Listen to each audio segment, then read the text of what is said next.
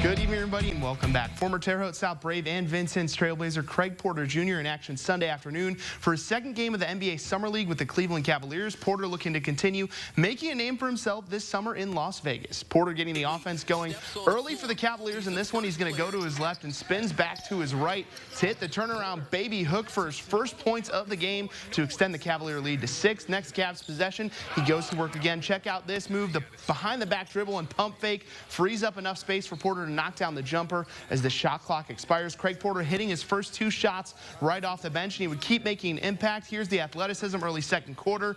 Craig speeds past the defender for the lefty lay-in, and how about finishing the first half with an exclamation point? Isaiah Mobley with the dish and Craig Porter with the jam. Porter rocks the rim and started the day a perfect 4 of 4 from the field. Late third, Porter gets into double digits as he lays it in off the beautiful back cut. The former Terre Haute South and Vincennes star finishes his second Summer League game with 10 points on 5 of 7 shooting with 6 rebounds and 2 assists to help lead the Cavaliers to a 2-0 start in the Summer League and a 99-76 win over the Toronto Raptors.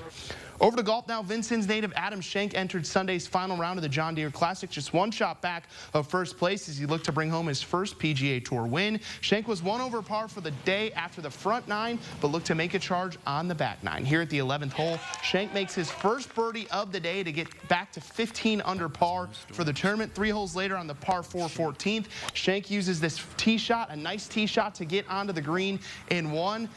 Beautiful tee shot gets him on the green in 1 and would set up a position for yet another birdie putt for Schenk, which he would make on the 14th hole to get to 16 under for the tournament and put him just 1 stroke back of yet another top 5 finish. He's looking for his 3rd top 5 finish of the season. Perhaps the putt of the day came a little bit later from Adam Schenk on the 16th hole. 21 feet away from the hole. Check out this putt for birdie. It's going to be right on the money. Not an easy putt, but he makes it look very easy. Schenk would add another birdie on 17 to get to 18 under par for the tournament, and that's where he would finish. The South Knox and Purdue alum gets his 5th top 10 finish and 3rd top 5 finish of the year on the PGA Tour, finishing tied for 4th in the John Deere Classic. Another strong weekend of golf for Adam Schenk, who will have to wait at least 1 more tournament for his first PGA Tour win.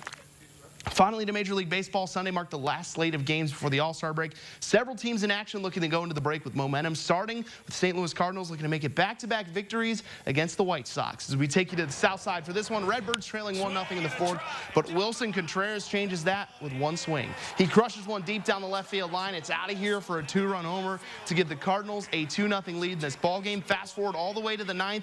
Cardinals down 1, but they got the bases loaded. Alec Burleson grounds one up the middle. It's off the pitcher's glove. Tim Anderson able to get the force out at 2nd, but the tying run scores anyways. The Cards tie it up at 3. To extras we go. First pitch of the 10th. Paul DeYoung delivers as he lines it down the left field line. It's going to be an RBI double. Nolan Gorman scores the go-ahead run. The Cardinals reclaim the lead at 4-3 in the 10th. Last chance a little bit later for the White Sox in the bottom of the 10th, and JoJo Romero gets the swing and miss strikeout to get his first big league win. Cardinals win at 4-3 in 10 innings, and they take the series against the White Sox heading into the break.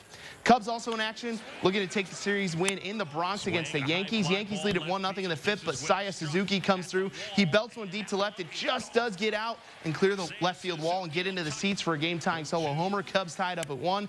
Top 7th, Cubs down 2 with 2 on and 2 out. Yan Gomes delivers in the clutch. He bloops one into center. 2 runs come across the score. The Cubbies tie the ball game up once again at 4-4. Top 8th now, bases loaded, nobody out. Suzuki puts the Cubs ahead as he flies one to right, plenty deep enough to score the go-ahead run as Chicago takes their first lead of the game at 5-4. Last chance for the Yankees in the 9th, and Adbert Alzolay gets Harrison Bader to fly out to Cody Bellinger in center field. The Cubs win it by a final score of 7-4 to take 2 out of 3 against the Yankees to win their first ever road series in the Bronx. That's a wrap for sports. It's the Reynolds Wrap right after this.